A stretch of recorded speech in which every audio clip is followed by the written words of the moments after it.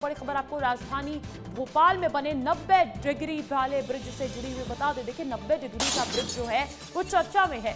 इस बार वजह है जबलपुर हाईकोर्ट का नया आदेश। सरकार ने ठेकेदार को ब्लैकलिस्ट करने का आदेश दिया था, पर अब सरकार के इस आदेश पर हाईकोर्ट की टिप्पणी आई है।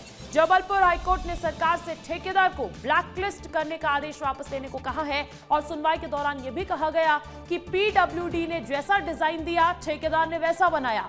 कोर्ट की तल्ख टिप्पणी भी सामने आई है। ठेकेदार को बलि का बकरा करार देते हुए कहा कि अब बलि का बकरा बाहर हो गया है, अब किसी ना किसी का सिर तो कटेगा। तो इससे ये साफ इशारा मिल रहा है कि अदालत में अब जिम्मेदार तय करने की ओर बढ़ रही है। अब हाईकोर्ट ने इस मामले में अगली सुनवाई की तारीख 28 अक्टूबर तय की है। सीधा रुख करते हैं जबलपुर का। अधिक जानकारी देने के लिए मेरे साथ जबलपुर से लाइव जुड़ गए हैं दुर्गेश।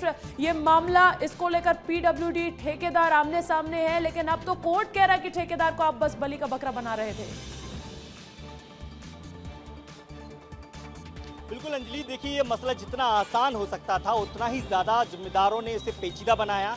लेकिन अब परत दर परत इसमें हाईकोर्ट जो है सुनवाई कर रहा है और नए नए खुलासे हो रहा है। हाल ही में पूर्व में हाईकोर्ट ने मेरिट के प्रोफेसर से इस पूरे मामले की जांच कराई और जो रिपोर्ट सामने आई उससे स्पष्ट हो गया कि ये जो 90 डिग्री का कोण के हिसाब से जो ब्रिज का निर्माण किया गया है, इसमें ठेकेदार की गलती नहीं बल्कि इंजीनियर्स की गलती है, क्योंकि ठेकेदार ने उसी डिजाइन के मुताबिक ब्रिज का निर्माण किया जो डिजाइन पीडब्ल्यूडी के इंजीनियर्स ने दी थी। अब जब ये बात स्पष्ट हो गई है तो निश्चित तौर पर हाईकोर्ट ने यह माना कि ब्लैक लिस्टिंग की जो कार्रवाई ठेकेदार के खिलाफ की गई है उसे सरकार तत्काल वापस ले ले। और अब जिम्मेदार कौन, क्योंकि गलती तो हुई है, करोड़ों रुपए खर्च कर दिए और अब उसे सुधारने की बात भी की जा रही है। तो निश्चित तौर पर हाईकोर्ट ने इस मामले पर अब जवाब मांगा है कि इस पूरे मामले पर 28 अक्टूबर पर यह सुनवाई होगी और तो फिर तय हो जाएगा कि इसमें जिम्मेदार कौन है। तलक टिप्पणी साफ तौर पर हाईकोर्ट ने की है कि बलि का बकरा बनाया गया था ठेकेदार को, क्योंकि जिम्मेदार अधिकारियों के खिलाफ कोई ठोस कार्रवाई नहीं की, कोई ठोस काम नहीं किया गया।